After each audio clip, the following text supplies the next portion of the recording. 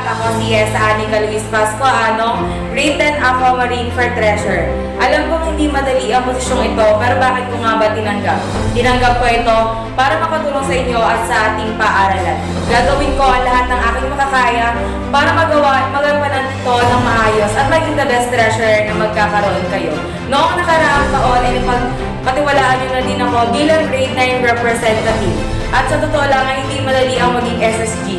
Pero ito kami ngayon muling tumitindig sa inyong harapan upang ipakita ang aming dedikasyon na kayo at ang paaralan ay mapaglingkuran.